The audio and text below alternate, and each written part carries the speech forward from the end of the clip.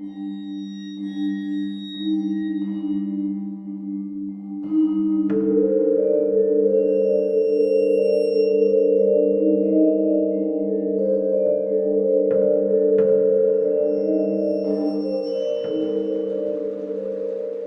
hello, and welcome to Al Dente Rigamortis. I'm Review Cultist.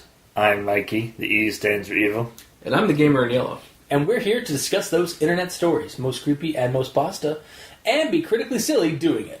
And tonight we have, for Ichor Fall 2018, the Stillwood King. So, the Stillwood King can be found on the Ichor Fall's website, as well as the visitor's guide that you can get from Amazon. Seriously, check it out. It's pretty cool. It's a collection of old stories. Anyway. Put a link in the description. It's not... It doesn't happen to be me as a reseller reselling it for you guys. No, actually, there isn't. I know. It just sounds like you're plugging your own product here. Which I'm not. Which you are totally not. I'm plugging a product I like. Weird, right? Yeah. But yeah, so we'll dive into this one. It's fairly quick. So in 1806, Elijah Brown went lost for 2 days, and when he returned out of the woods, the Stillwood Forest, which is a deceptively small wooded area southwest of Ichor Falls proper, as I'm reading the story itself. Do you just want to read the story to us? No. He came back horribly dehydrated and lost, and basically he claims that while he was only gone to the outside world for 2 days, he had been there for 9. And they're like, that's impossible. But the story, his account, kind of led to the to other future accounts, basically, or future legends and stories surrounding the Stillwood, including the Stillwood King, who apparently was the first person to get lost in the Stillwood. And the Stillwood itself is again, it's deceptively small, but because it's so densely has such a dense underbrush, and the such rail thin trees that are densely cropped together, it dampens sound to the point of not being able to hear much outside of it or inside. So with the amount of small rail thin trees, you can barely see anything beyond the forest. So it seems to be almost creates an illusion of that the forest is bigger on the inside than it is on the outside. Yeah, it's hard to keep your bearings inside. Yeah, exactly. And there's 3 very similarly laid out river or creeks that run through it. So you never know which creek you're actually going by. But yeah, there's also this super or kind of semi-supernatural aspect, or about the legends of the story, because the first person to get stuck there. Also, just pause it for a minute. Yeah, are you sure it's the first one? I thought it's the only one that hasn't ever gotten out. Oh, maybe that's it. It's someone before. It doesn't say the first. Yeah, it says hundreds of years later, hundreds of years before Elijah Brown's account, there was a person that went in and never came out, and he's become the longer he stayed in the woods, the more he became part of the forest. So he may or may not be the first one. Yeah, he may or may not be the first one. He probably is not. But he is the current resident. He is the king of the forest, because he's been there the longest. He's basically this kind of lanky corpse creature now. His skin is It's white like mushrooms. Yeah, his skin is white like mushroom caps. His blood is creek water and moss. He's basically an elemental creature of the woods. Yep. And he is kind of quantumly locked. He has quantum movement where when no one's observing him, his heart to keep him alive. The Stillwood Forest has done something to him where his heart beats once a day, and he can move 1 step every hour. I thought he moves 1 mile an hour. No, not 1 mile an hour. It's 1 step an hour. Is it? Yeah. Double checking. Yeah, he can move more than a foot in an hour. He can't move more than a foot in an hour. Okay. Unless he is spotted by somebody. So if you're in the Stillwood and you see these rows of mushrooms that go up to a person, the size of a person, and you're like, oh, what is that? Like just see it between some trees and stuff like that. Close your eyes, because in that moment, the Stillwood King is aware of you, and that is the Stillwood King, most likely. And because you spotted him, he suddenly garners all of the momentum that has been building up from him, that the forest has been withholding from him. Mm-hmm. So he is able to just run at you and presumably kill you. Essentially, the entire time that he hasn't been looked at, he's been holding down and mashing A. Because he's Sonic. Yeah. But he's just in the one spot. Yeah, exactly. Yeah, and it's just going to just trample you. Indeed. Or just destroy you. Mm-hmm. So your best bet is to quickly close your eyes and just turn around the opposite way and just try and find your way out of the woods. Keeping your eyes closed. And if you feel something wet, right beside in front of you, just open your eyes, because it'll be quicker. Mm-hmm. That's how it alludes to. It's that's how it ends, actually. Exactly, yeah. Mm-hmm. So that was the Stillwood King. So we'll go into the rundown. Yeah. Oh, now we'll do the rundown. Yes, we're actually trapped in the Stillwood King. So I was going to say we're just trapped in the Stillwood. So we're just doing we're just doing locked now. I don't understand exactly. No, we'll do the. We'll start with Grammar Inquisition, because everyone expects it. I'm done. Mikey, the instance real. Also done. Wow, you guys, leave it on me. Bring it home with all of. I'm done. I don't have any. Yeah. Is this a first? No, we've had actually. I think was the last. No, you found a butt in the last one. Yeah. This is a rare occasion. Yeah, this is a very rare occasion. So, so those playing Al Dente Bingo, check your cards now. Wow. Wow. Yeah. So, moving on to actual thoughts. Should we make ADB a thing? Made for the patrons. Yeah. Or should it be roulette, so it's still ADR. Oh, God. There we go. Alright, anyway. Yes! Moving on to the next thing. So, when he returned to the town, Brown was gaunt, dehydrated, and starving to the point of near death, and insisted he was lost not for 2 days, but 9. He also had carefully kept journal entries with the rise and set of the sun, and indeed, he had made 9 of them. I kind of want to see a story of Brown's journals, Brown's journal entries, because he may not have seen anything. He may not have seen the Stillwood King in those 9 days. I think it mentions it's not brought up from his story, but people started citing it or mentioning it. Yeah. But there'd be some weird shit in the Stillwood, regardless. I think that would be a cool entry, and it would be a little bit longer than the story, because the story is. It is definitely a story, but it's also kind of a biographical story, because it's detailing the legend, but almost on a factual level. Yeah, it's almost like you're reading it in I could see the National Geographic or something. I can't think of a proper magazine. I can actually help you with that, because I can actually see reading this in one of my encyclopedias of folklore. There you go. Where that have little entries of different places and mystery places and entities and stuff like that, cryptids. Yeah, so that was the one thing there. I was just I kind of want to see it, the journal entries of Brown. But because there could be also a lot of potential sightings of the Stillwood King. Yeah, exactly.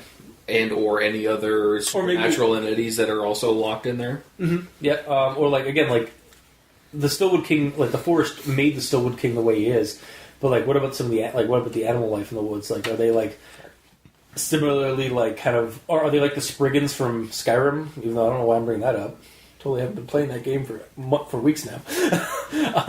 But yeah. Or where they're kind of nature spirits, or they're a bunch of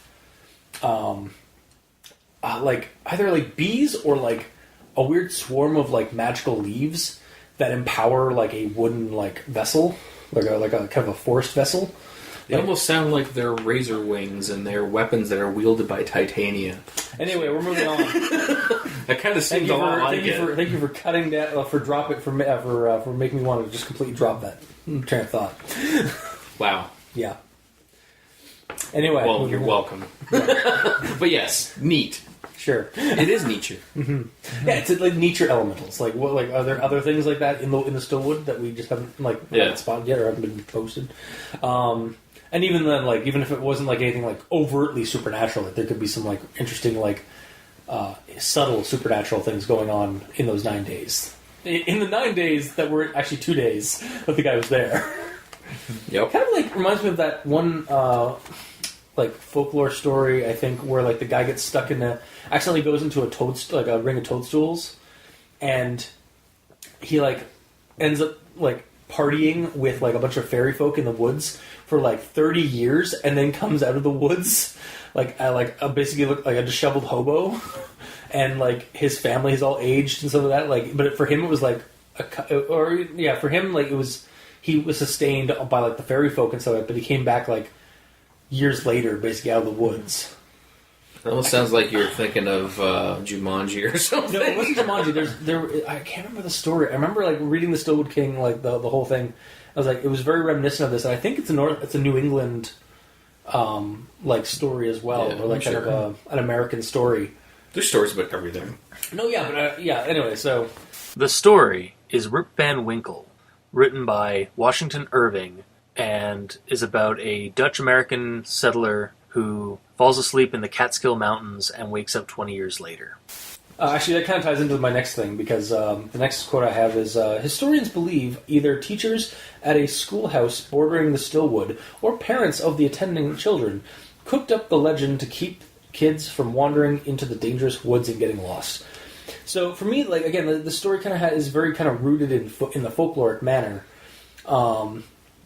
because of like the stories that are like of like the Stillwood, but then also like the postulation of like that it is just it could just be like a tale told by parents to keep their kids safe. Mm-hmm. And again, similar to like what we were just saying with that one story. Like again, like you said, like there's tons of like stories like this to keep it there. It's also similar to like the Woollywogs in Newfoundland, where basically don't stray too far from your house when the fog rolls in from the ocean, or the Woollywogs will snatch you up.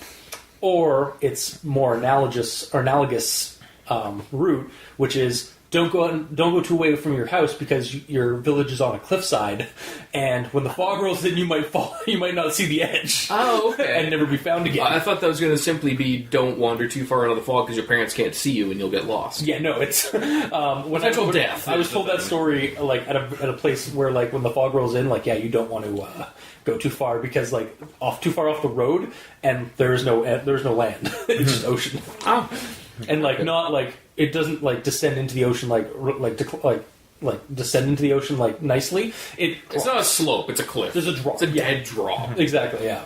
So yeah, it's a similar like folkloric kind of like tale. Like the story has a lot of those kind of themes in it, or like leanings to it. But then also there's a supernatural element of the Stillwood King. Mm-hmm. And because it's Ichor Falls, it's probably more on the supernatural level as being, a cautionary tale to tell your children. Yep. Don't try and scare your children into being cautious. Wait, you saying it's leaning on towards that? No, I say it's more leaning on the supernatural than it's presenting that cautionary like thing because historians believe this. It's about like this. It's like, yeah, no, what is it? It's totally there's something in the woods that's gonna get you. I don't know if any of this is getting brought up on the recorder. I guess you'll find out. I guess so. Anyway, moving on. The legend says that Brown was not the first person to get lost in the Stillwood, but another man entered this wooded labyrinth hundreds of years before. Wait. Hundreds? I mean, I guess that's possible if it's on the low range of multiple hundreds, of like the plural hundreds. Why? North America was first colonized in 1500s, and not assuming that this is like that this person was an Aboriginal, because then it could exist. It could be hundreds of years in the past. But like, kind of just going on like because I'm assuming that this guy was that the first person might have been a settler. That is an assumption. I will concede that it could have the Stillwood King could be like an Aboriginal person that was trapped there. It just seems odd to state that hundreds of years before 1806, but again, like it could be because of like the low range of hundreds would be like 200 years or 100, 200 years in the future, in the past. So like 1506 or 1606. Yeah. Yeah, it's just like I heard hundreds and I was like, hundreds to me, like I think of when hundreds at least like for some reason I think when I think of hundreds I think of like a little bit higher end than that, but it could like this is me technically it's anything plural. Yeah, and I like to clarify this is me nitpicking this part, but like so far we have one person sitting in the nook. Yeah, Yep. You'll see if you sit there alone. Exactly. But yeah, it just like struck me as odd because it's like Brown's like story like hundreds of years before Brown's thing in 1806. So I'm going to guess that it might have been 1606, maybe, or again, anyway, yeah. So nitpicking. And my next thing is, and now he will be quick and loud, and all the things he can't be when no one else is there. He has been waiting for this for a long time, and while you are looking at him, he'll move with all the pent up time the Stillwood has stolen from him, has saved for him, and he will be upon you almost faster than you can blink. It's like all those slow-mo and speed-up action sequences in movies, like Thanks 300. Yeah, it's like... yeah, exactly. It's like that. And it's like, that's that. And they just took that... we've taken that concept and made it into a monster. I don't know if it's influenced by 300. No, it probably wasn't. But like, it's just like that idea, because like again, like that concept is a lot older. It's just visualizing the Stillwood King, like doing like it's just like just like. But that is also unsettling. Oh yeah, to witness something in real life do that. Exactly. Yeah. And then the next thing I have is, with luck, you'll leave him trapped again. His heart beating once a day, his movement only a foot an hour. But if, with your eyes shut, you slowly press against a wet, shambling thing that smells like moss and creek water and feels like mushroom taps, open your eyes, so it'll be quick. I know it's supernatural horror, but two ideas strike me here. One, his heart rate and the time he's lost catches up, and he just dies of cardiac arrest, making this new person, the Stillwood King, or like making this new person to become the Stillwood King. So, in this thought, it is kind of funny because, kind of like morbidly funny, because like the guy, like the former Stillwood King, just like, again, his heart's so used to like beating once a day that it like something like beats him again. He just dies of cardiac arrest. But then our new victim becomes a Stillwood, like basically takes over that role. And in this point, it is horrifying because it's not the king that is the source of the horror. It is the Stillwood itself. The Stillwood is what is in placing this role upon victims.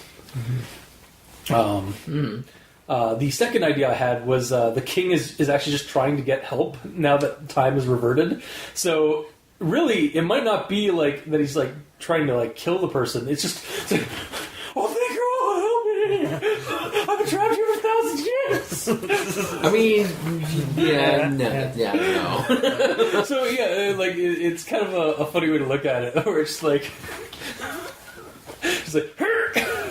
and now you are the new Stillwood King. No. Because it's just slowing down.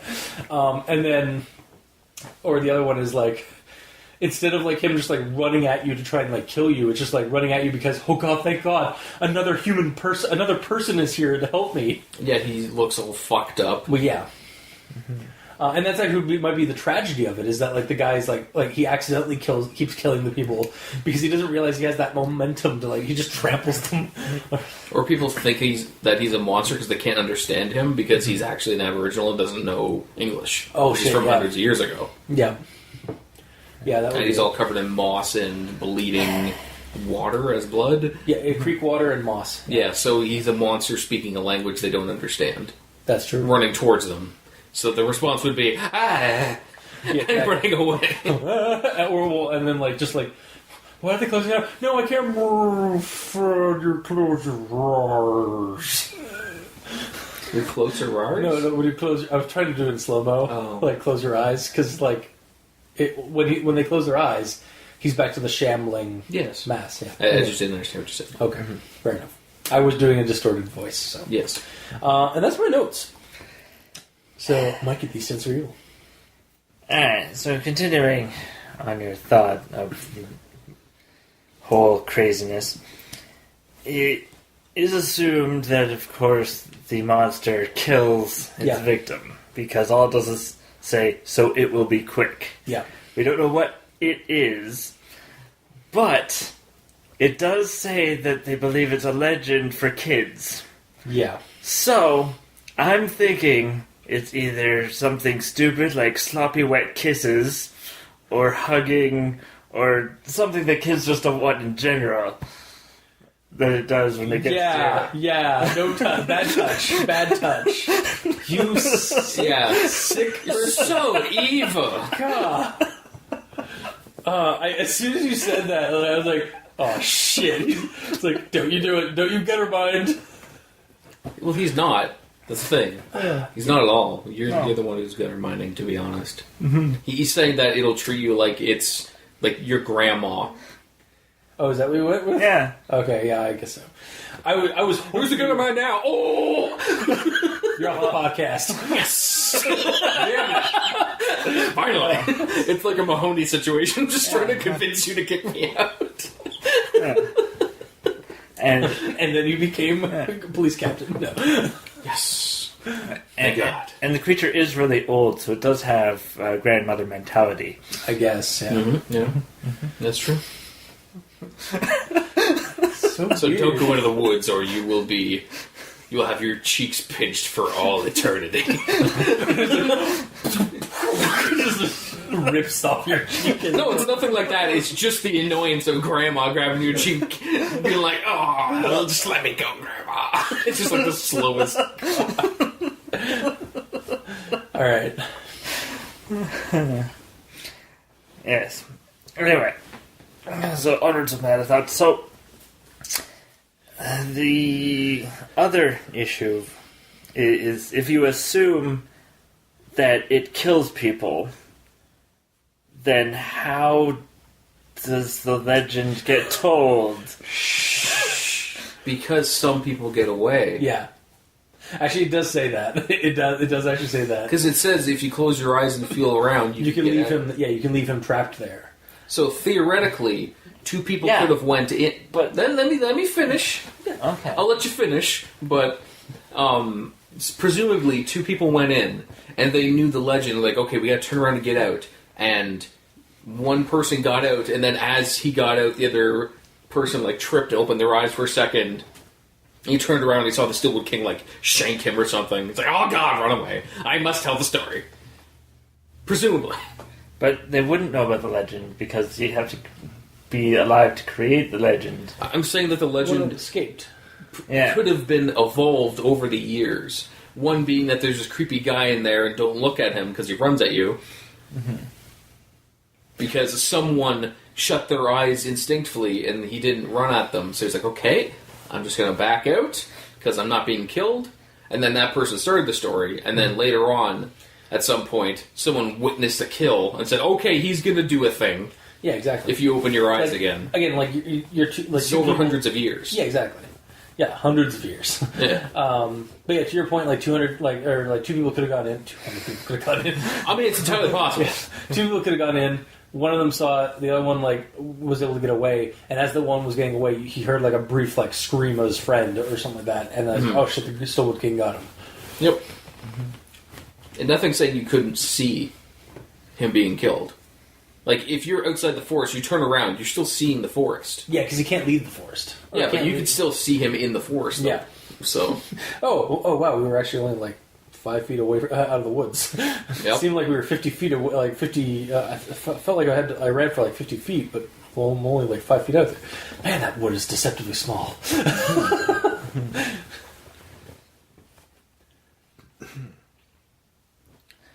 Okay. So, back to the beginning of the story. So, this Elijah Brown. Yes.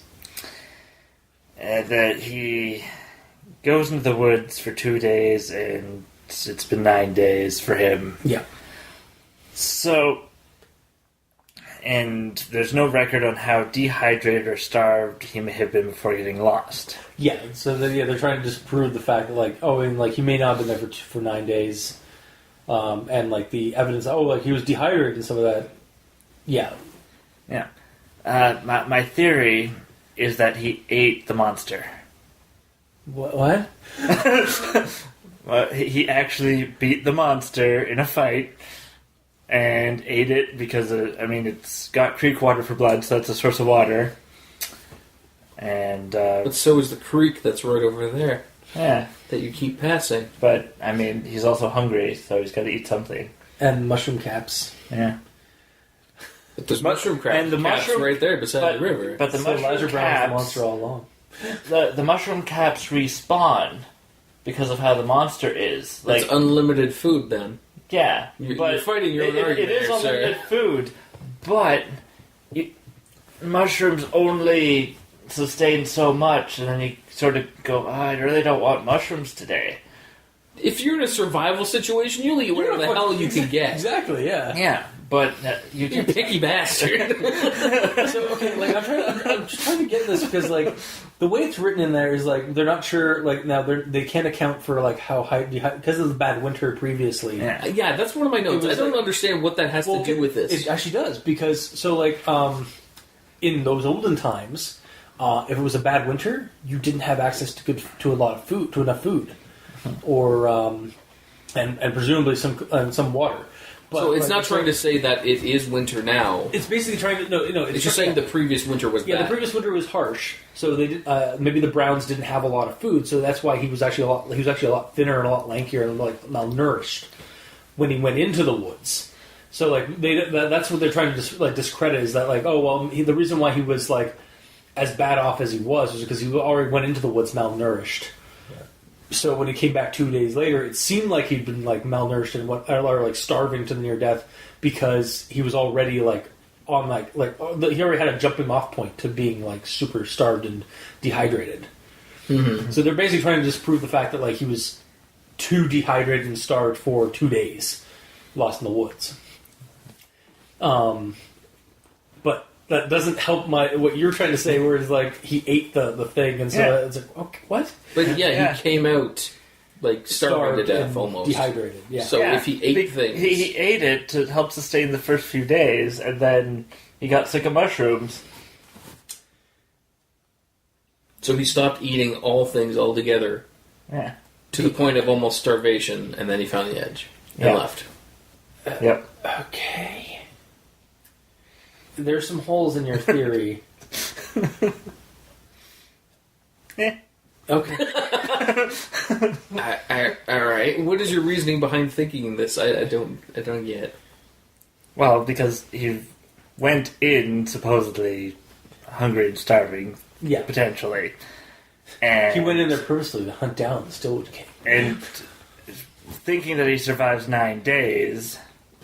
He would need to eat something. Yes. And Okay. thinking that this creature is in there because it was in there before. There could be freaking rabbits in there as well, There's though. rabbits and deer, presumably. Maybe. Yeah.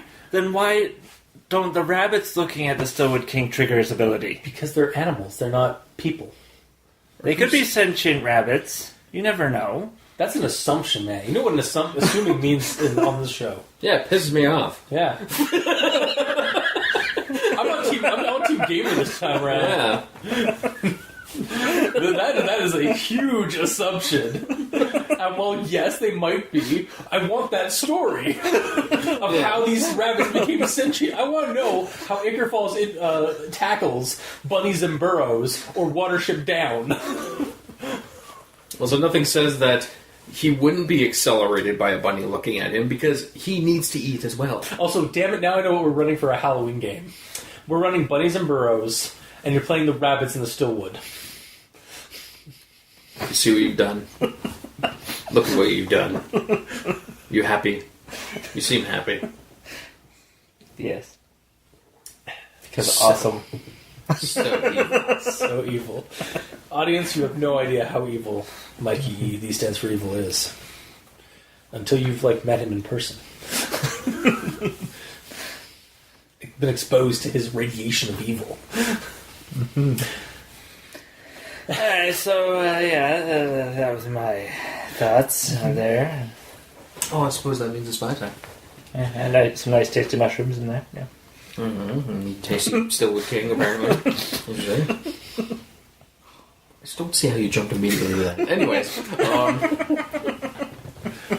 we've had some really far-fetched, explanations or, suggestions on this show. I think that one takes the cake.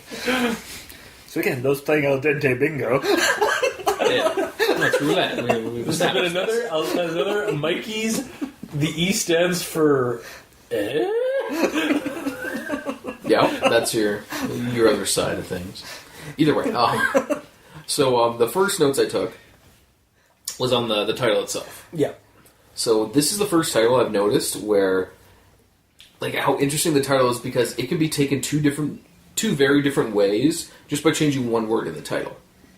One way is by potentially making this a fairy tale story, creepypasta, by switching it to the Sherwood King, as in Sherwood Forest, as in Robin Hood. Oh, okay, yeah. Or switching it another way to a video game creepypasta by making it the Stillwater King. And it being set in the Saints Row universe. Wow. Okay. Yeah. Pretty neat, right? Not really, but okay. Stillwood to Stillwater. Yeah, I get Sherwood, that. Stillwood. You know what's it's funny? so close. You know one what's word. funny is if you want to go even a deeper cut to Half a Stillwater. word, actually. If you want to go to a deeper cut to Stillwater, Lovecraft wrote a story set in a town called Stillwater. Nice. Yeah. I can't remember the story right at the moment. I think it had something to do with an evil magician cultist. That sounds like a game we should play as well. The story referenced here is The Horror in the Burying Ground by H.P. Lovecraft and Hazel Hield. I cannot remember. Or we're like the ye old saints of Stillwater. It's a bunch of hooligans. it's just going to be like gangs in New York. So it's old timey Irish gang. In the town, running the underworld of the town, and then we are a couple of our members get gooed or something like that, and we have to deal with this magician that's gooing people or turning people doing stuff, weird magics. What were you talking about? Because Lovecraft, usually there's goo people, or there's people that get turned into disintegrated or melted. Yeah. But yeah, maybe we'll have to run. Maybe that'll be another SNTF game. Oh, maybe, that we've yeah. been stewing over for the last couple of episodes. Mm-hmm. Yep, you betcha. Okay, yeah. Stillwater, Sherwood, King.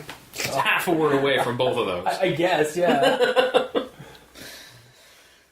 Anyways, so getting into the actual story, we touched on my first note. My second note is about the trees themselves. What's talking about them being rail thin and making passage exceedingly difficult.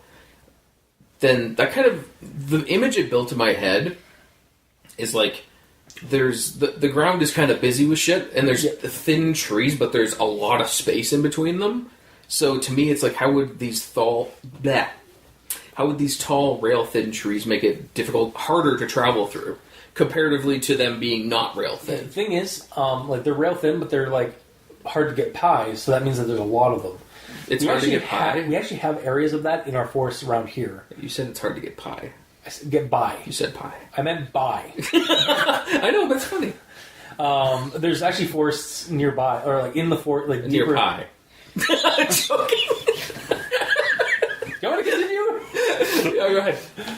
So in the woods, nearby, deeper in the woods, there are actually spots where the trees are rail thin, and there's just so many of them that actually I had a really good visualization of this because I've seen that kind of forest. Yes, but my problem with that, it doesn't say that they're dense. It just says that the trees are thin. You could say, you could. So it could be a very sparse forest. Yeah, but the thing is, they also mentioned that the woods there's so much. There's the trees create the illusion that like you can't see like where the end is or where the edges are. So that kind of to me kind of dictates that there are a lot of those rail thin trees creating almost like this like kind of almost I guess like bamboo forest effect where you I was gonna mention bamboo forest actually, but yeah, that's the thing. It makes you assume that. Yeah. I wish it would just tell you that all it has to do is say when it says the quote is later expeditions into the Stillwater showed show that the forest floor is incredibly thick. Damn, sleep mode. Incredibly thick with vegetation, with tall, rail-thin trees making most passage exceedingly difficult. All it had to say was dense in the tree situation. If you mention dense, you immediately know from the get-go. As you're explaining that the trees are thin, you're also saying that there's a shitload of them. I partially agree with you because honestly, like the way you read that, the way it's said there allows you to just be able to presume without any issue that okay, it says that there's rail thin trees that make walking through the forest difficult. That is literally yes. You can just assume that they're there, and you can safely assume. You don't have to it's not like an extravagant leap of faith. Let me stop you from going on a rant here, because right before that it says that the forest floor is incredibly thick. That alone makes it difficult to get through. Okay. That alone. So I'm saying it's saying that it has rail thin trees right after it, not mentioning that they're dense. It doesn't seem like the trees are making it harder to get through the already thick underbrush. Okay. That's my point. Yeah, and hence why I only partially concede. Because I see your point, but I don't entirely agree with it. But yeah, I do. The way it's described, you could cut all the trees down and it would be the same difficulty to get around because the floor is so busy with things. Yeah, I get it. I take it or leave it. It could go either way for me. Okay. Yeah. So, anyways, moving on. When it gets to the imagery of the king, I literally just had a note saying that I really enjoyed the imagery of him, and if he turns around, just like the way he's described, and the reason that people would see him potentially in the forest, just there's mushrooms growing on the side of a tree, and if you quickly look at it, it might be a dude, Yeah. So I kind of like that. Again, I agree with you because I've actually had that instance. Not oh god, there's a creepy pale monster, corpse monster coming after me. I had to kill when him. walking in the woods and I can visualize the mushrooms. At first, I was like mushrooms. I was like, oh, it could also mean fungus, because I've seen white fungus is basically formed right up a tree, the way in that kind of mass. I've seen that kind of mass happen on the one side of a tree. Mm-hmm. So, pretty much, yeah. So yeah, I agree with you on that. Well, that's a first. It's the first time it's not just, I guess I partially agree. I've said that once today. Yeah. Alright, whatever. We're at a 50-50 here. And then my only other note is just how I kind of enjoyed I did enjoy the ending of it and the reasoning that you would want to open your eyes. Because it's just otherwise, It makes you think, because if you don't open your eyes, let's say that this guy is just he's moving super slow, but if he has you, you can't get away. Yeah. So presumably if you have your eyes closed and he's moving super slow and he just grabs your shoulder, you can't leave. Yeah, it's just he has a grip on you. And then his other hand comes in with claws or something. It's slowly through your but extremely slow through your body. The guys at home, Gamer is literally pantomime. The reason why I did Kalima was because he was literally pantomiming the whole hand to heart. If you didn't Kalima, I was about to mention going through your chest. Yeah. Grabbing your heart or coming down and biting you or something, but it being so slow that you die tomorrow. Yeah, exactly.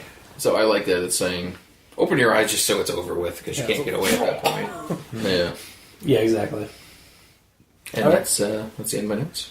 Okay, so final thoughts. Mm-hmm.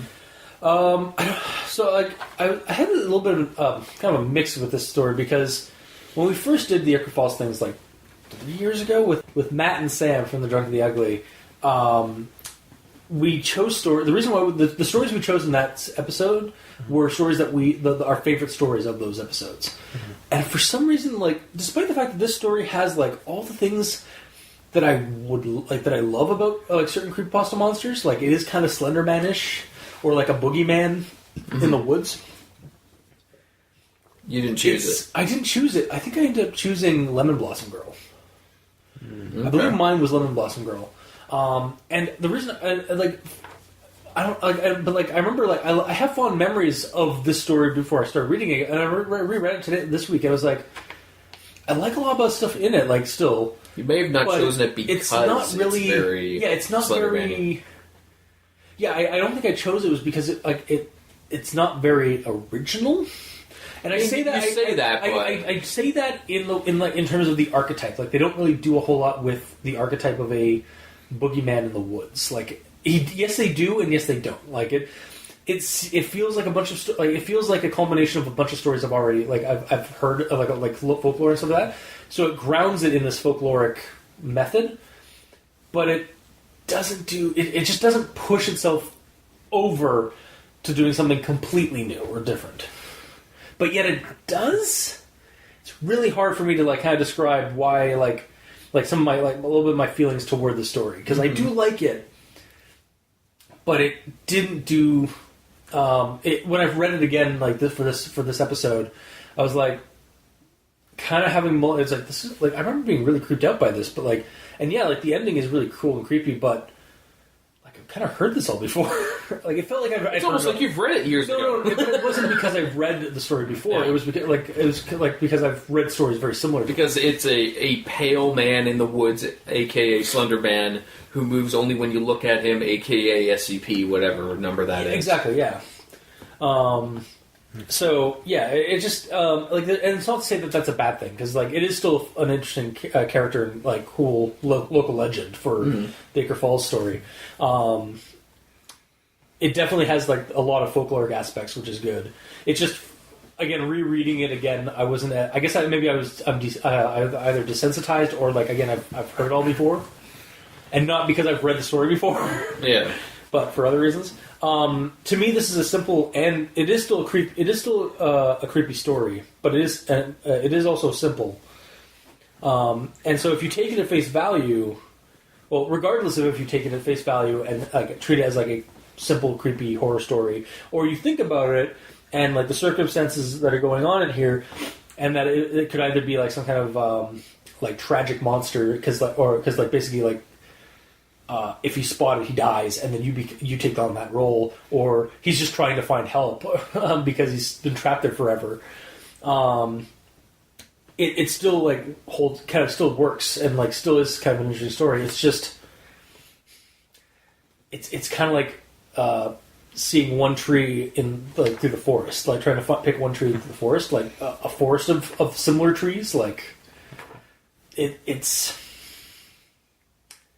I still recommend it, but I understand now why I didn't choose it as my favorite the first time round. Mm-hmm. Okay. So yeah, that's my final thoughts. Mikey, a nearly partial recommendation. No, it was. I will recommend it. But you almost went partial, so it was nearly partial. Yeah, I almost went partial, but I do recommend it. It's like a 95%. Yeah. All right. So this forest is actually a wildlife preserve for the SNTF. I knew it. Because the thin trees are actually like prison bars type thing to keep the animals in. It's a magical and scienced kind of barrier that slows down the world inside. I'm just gonna take some notes. So the wardens are the rabbits that are like cursed with sentience. Yes, because they eat the flesh of man. Yes, just like how meats are created. Yes, indeed. And yeah, this is actually just a wildlife preserve. I can dig with that. Mm-hmm. And then if you get lost, then you can actually end up getting into one of the cages. And then you're face to face with an entity that you weren't ready to be prepared to face. So it's literally like he's the Minotaur of this labyrinth. Yeah. Which, again, in itself, the labyrinth was created to, like, they threw people into the labyrinth that were not necessarily bad, but they were basically opposed to the king of Minos. So the king of Minos just threw them into this dungeon that they had because they couldn't escape it, and there was a monster that was hunting them. Yeah. Neat. Yeah, that's pretty neat. So conversely, we could use the SNTF could potentially be using this as a way to execute some ne'er-do-wells who have achieved the death sentence through the SNTF. We're just going to toss you in here, Jeff. Yeah, exactly. Have fun with the Stillwood kid. Yeah. See, that they're wronging us, and they have to see the king instead of wronging the king and have to see the monster. Exactly. Yeah. And for me, it's only a partial recommendation. Okay. Because I sort of like the idea that time moves differently, and then the monster is just a legend. So, But is he? yeah, Yeah. You never know. yeah. So, But of course, with the SNTF angle, you recommend it twice. yes, Yes, of course. Yes. Because you have to read it a second time to fully get all of the... Just the give me your recommendation. No, we're still talking about his stuff. For me, yeah, I will recommend it 100%. Okay. I enjoyed it. I liked the ending. Like, it had a neat kind of little twist on it. Like, just open your eyes and get it over with, because you're effed otherwise. Yeah, that's actually a really good zinger. Like, Yeah. this is like... Yeah, like if you feel like something shuffling like right next to you, that feels like that, and it just like you just smell that like so that you might as well just open your eyes because you're fucked. Yeah, and I really like the monster. Like I did say earlier that he is kind of a combination of Slender Man and that SCP monster, but not in a bad way. No, that's to be not- honest, I recommend. To be honest, I prefer this monster over Slender Man and that SCP monster. He is I more- like the combination of them Yeah. better than the two ingredients. two separate. Yeah, exactly. Yeah, the what is it? Whatever. I can't figure out. The result is more neat than the components that made it. Exactly. To yes. me. Yeah. So, yeah. Also, it's interesting because as somebody who's actually sat through the Sony's newest botch, which is the Slenderman movie, this is oddly like the Slenderman they use in that movie Is this guy? is oddly similar. Like, not completely. I'm not going to say it's completely similar, but he is kind of like the It's super naturey. well, he's okay. So, in Me too. spoilers for Slenderman 2018. No, seriously, don't watch this movie. Not spoil it, so you never have to watch it and give the money. Slenderman is made of wood. He is some kind of forest spirit or some kind of forest entity. So he is literally made of creaking wood. And when he finally gets his victims in the forest, he turns them into trees. Yeah. Because that's always been in the legend. Yeah. Right? What's so weird is like the guy who created Slenderman, like originally, like who originally made those like photos and stuff like that, was a creative or was at least like talk to. I'm sure he has a title that is quotation 5 times saying creative consultant. Yeah, exactly. Because they went, oh, is this okay that we're doing this? No? Great, we'll do it. It's like the Blair Witch Project guys. Yeah. Like the Blair Witch Project guys were asked to do a sequel, or were talked to do a sequel, and when they presented something that, or when they kept mentioning things that the producers didn't want to do, or something like that, they suddenly stopped getting messages or stopped getting calls. Yep. Like, fuck it. They won't let me do what I want, so I'll do what I want. Exactly. Yeah. And much to the bad thing of that movie, because that movie could have been so much better. Anyways, yeah, same kind of premise. Like again, like I kind of like reading this and like then like having that stain on my mind that is the Slenderman movie. But if you rub the name off and just put in the it does. It doesn't also. It also doesn't like completely fit the bill. But yeah, like this is a much more interesting creature than even what that like. Even though it's kind of similar, this is much superior. Yeah, indeed. Yeah. Like for me, just looking through all the Ichor Fall stories in my head, this is actually my favorite right now. Really? This is the one where I'm like, oh shit, I do not want to go there. Yeah, That's a problem. No. I would be concerned. All right.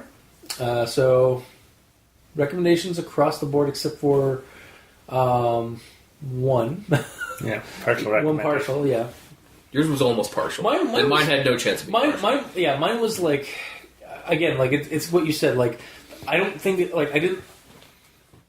It's not my favorite Ichor Fall story. Because it wasn't unique. I think it's in your eyes. Yeah, and honestly, I feel like the story, like it's more of a progenitor of like ideas or of like wondering of what's going on, more than the actual story, but like more than the actual narrative. But I still enjoy it, so that's why I recommend it. And for me, like, yeah, at the end, they don't straight up tell you, and I normally say I want to know what happens, but they very heavily make it clear that if you open your eyes, because it'll be over quick. Because they add that Because rule, you're gonna die. So because they add that rule, you can get behind that. Oh, totally. That's interesting. Yeah. It's just when they leave you completely in the dark, because if they just say, don't open your eyes, I'm like, because what? Yeah, But because they said don't open your eyes, so it'll be over quick. yeah. So that clearly is saying you will die. Yeah, but you will die instantly instead of over the span of a week. Yeah. It's saying that the cheek pinching only lasts so long. That too, yes, Yeah, indeed. clearly. Yeah. So that was this week's episode. If you like what you heard, or if you didn't, leave us a comment in the comment section below, or if it's posted, whether it be on Kiwi6, Facebook, YouTube, or Tumblr. We're on Twitter. Mikey is at the E stands for evil. The Gamer in Yellow is at the Gamer in Yellow, but without the W because Twitter hates him. And I'm at Review Cultist. You can also send us emails at aldenterigamortis@gmail.com. That's ALDNTERIGAMORTIS@gmail.com, where you can also leave us suggestions for other creepypastas you'd like us to discuss on the show. You can also send us a rating or a review on iTunes or any other streaming site that has that capability. Help us spread like a virus. Like a fungus. And you can also... Trying to reach Mario Bros level of fungus. trust the fungus. Yeah. You can also check out the title cards for each episode on crazonstudios.tumblr.com, crazon.deviantart.com, or on our YouTube channel, Al Dente Rigamortis, where you can check out the videos of each episode. And if you'd like to help support the show, you can go to Patreon. Go to Al Dente Rigamortis on Patreon and select the backer tier you'd like to support us at. Right now we have $2 and $5 tier, but really any bit helps. Seriously, guys, like your donations really do help us. And you'll get extra episodes, early access, special episodes, such as Al Dente Real Talk, where we discuss films and film media that has leanings toward creepypastas, or at least we feel so. And Actual Play Rigamortis, where we run tabletop games and record them. And they're usually horror and creepypasta themed.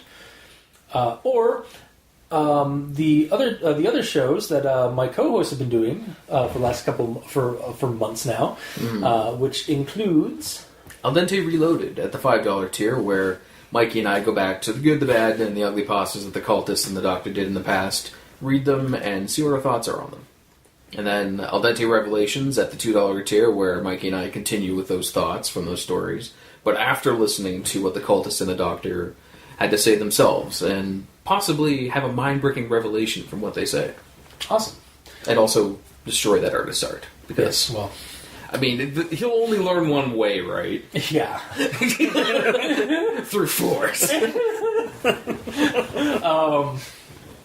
And to our patrons that are already help supporting the show, thank you immensely. You're helping keep the hosting bills at bay, and we very much appreciate that. Honestly, we hope you guys enjoy the content we've been providing you. I know we occasionally get likes from some of our patrons on the episodes we do. Mm-hmm. But yeah, if you guys have any questions or comments to please feel free to leave them on the patron site, and we'll get back to you on them.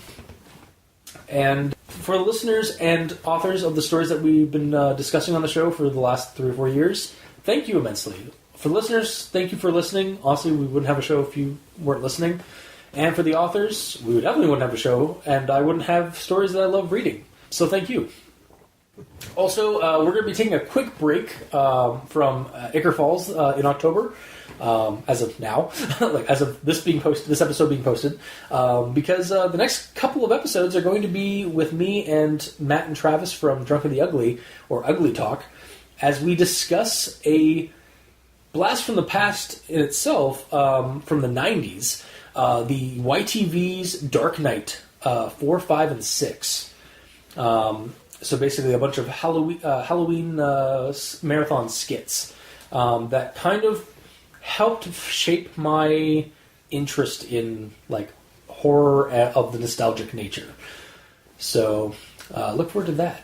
And also, as we basically one Canadian leading two Americans through Canadian broadcasting history. So yeah, I will be their Virgil and their Dante. Anyway, so until next time, I have been your host, Review Cultist. I'm Mikey. The E stands for evil. And I'm the gamer in yellow. And this has been Al Dente Rigor Mortis for Ichor Fall 2018. Sleep well.